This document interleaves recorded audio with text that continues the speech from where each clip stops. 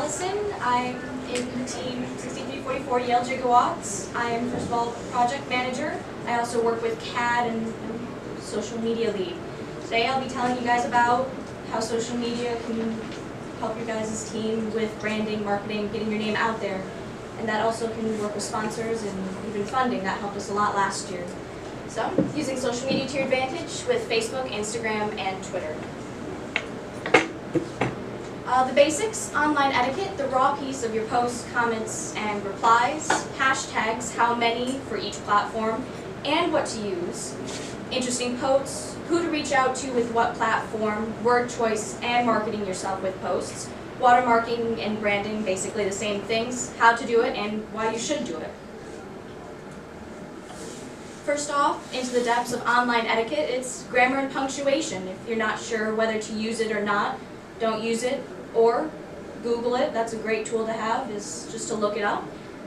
Read it backwards. I was actually told this. If it's a longer post and you're not for sure word-wise, and this just goes for everything, you can read it backwards. It helps you concentrate on the words and everything in between.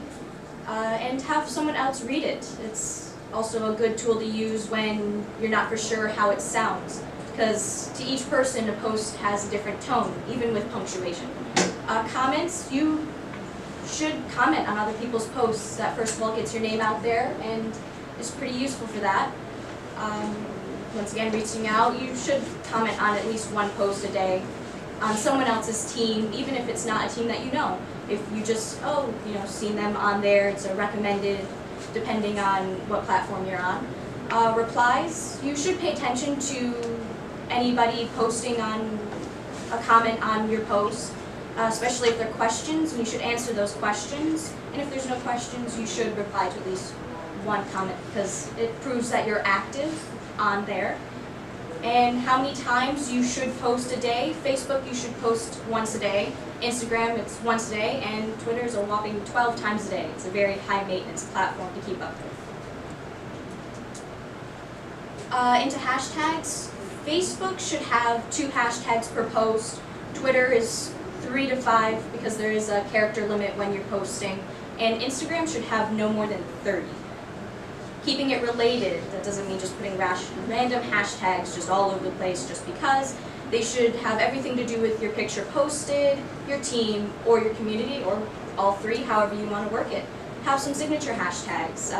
Team name, your number, maybe like your basics. For my team, we're kind of based off of Back to the Future, so a lot of our stuff has, Doc and Marty, Back to the Future, and you guys can use different things like that for different ideas.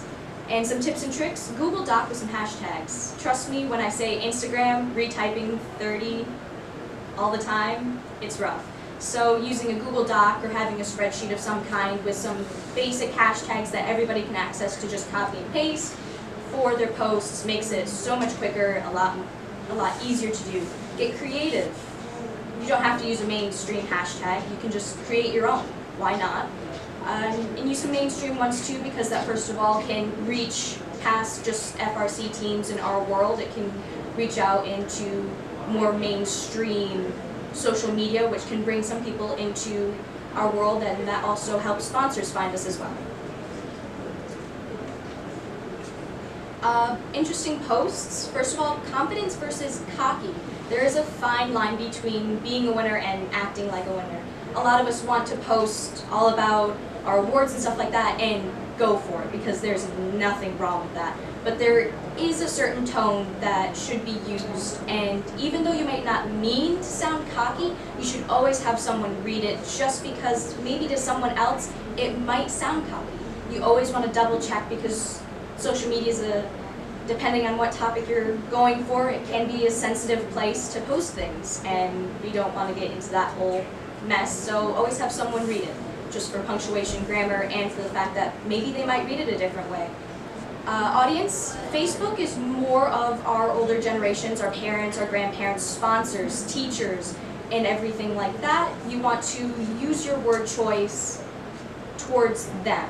You wouldn't be using our slang on Facebook when you're trying to draw in sponsors and adults. Instagram is more for our generation. It's a little bit more laid back in a sense. You are more into other teams and the students in them more so than all of their mentors and other sponsors and teachers and community members at an older generation. And Twitter is, once again, a little bit more high maintenance. It's mixed, which means you do kind of have to use more of a neutral word choice between generations because it's mixed. Filter usage and editing.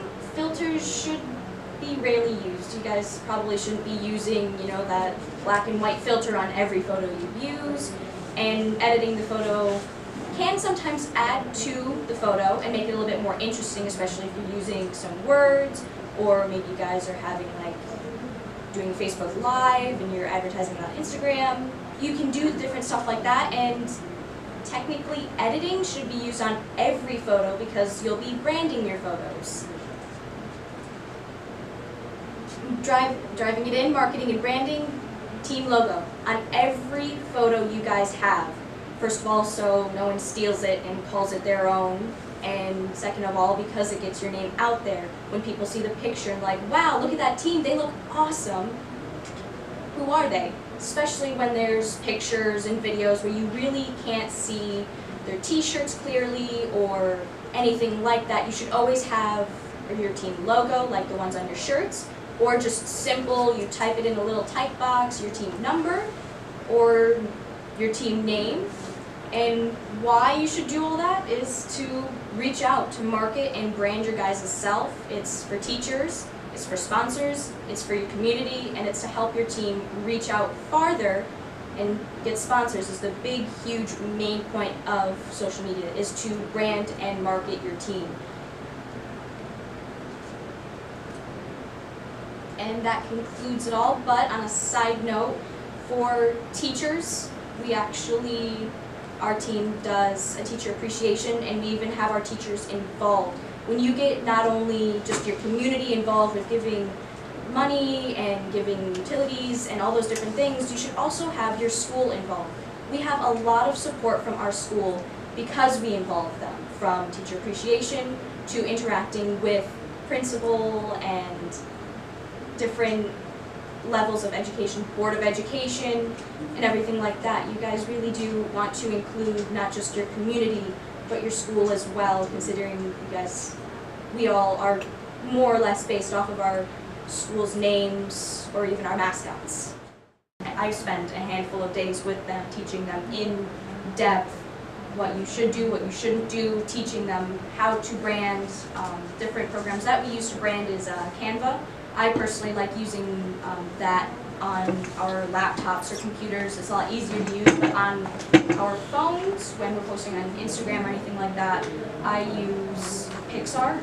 It's really nice just in general for anything, but I personally like using it on my phone instead of having Canva on both places. I'm sure that there are other editors, but most of the Facebook posts are with Canva.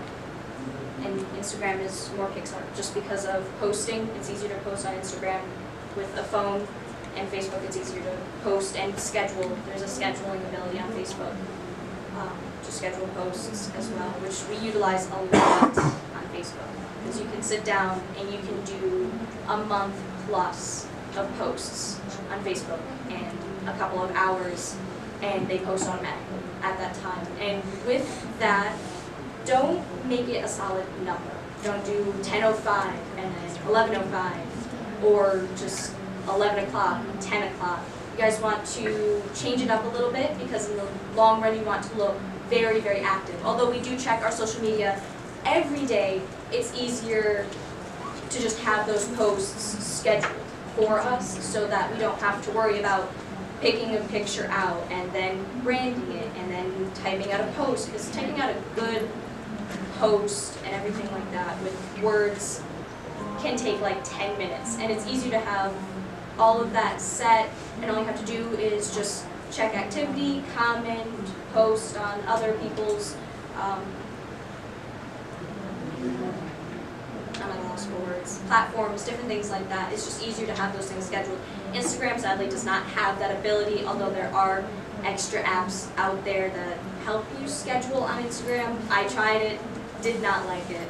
It didn't work out very well. So Facebook is probably the easiest one to use, first of all, because of the scheduling ability and just overall how it looks. Instagram is a little bit harder, and then Twitter's just a high maintenance with 12 posts a day and the mixed generations that it has in it. So, how do you decide who to follow back on Instagram and Twitter? Do you guys have like you just follow teams, or if somebody follows you, do you automatically follow back? For that, we check them out. If we see a team that we'd like to follow, we look at their posts. We look at what they're about on any social media platform that they're on, because if their team's reputation on social media isn't the greatest, then it's highly suggested that you don't follow them back or don't follow them in general.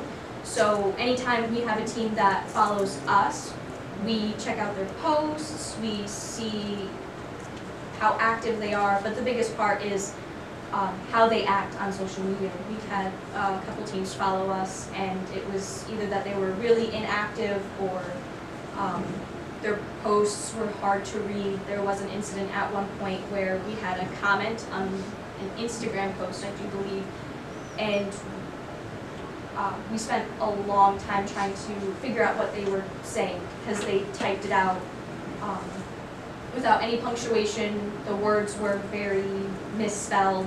It was hard to understand what they were trying to say, and we sadly could not reply back to them because there was a question mark at the end of it, but we had no idea what they were asking us or anything like that. So it was kind of upsetting. It was really hard because we were like wanting to answer them, we wanted to be active with them, we wanted to, interact, because you can bond with teams that way, through comments, through posting, and different things like that. And when you can't understand anything that they're saying, or they're being rude or mean, it's hard to follow them back and everything like that. So it's always a good rule of thumb to check them out, instead of just being like, oh yeah, they followed us, follow back. And that's just a general rule for all social media. You shouldn't just follow someone because they follow you. You should check what they're posting and who they're involved with.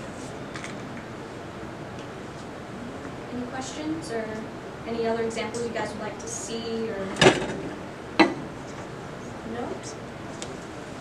Well, if you guys need anything else, any questions or anything like that, I'll be here.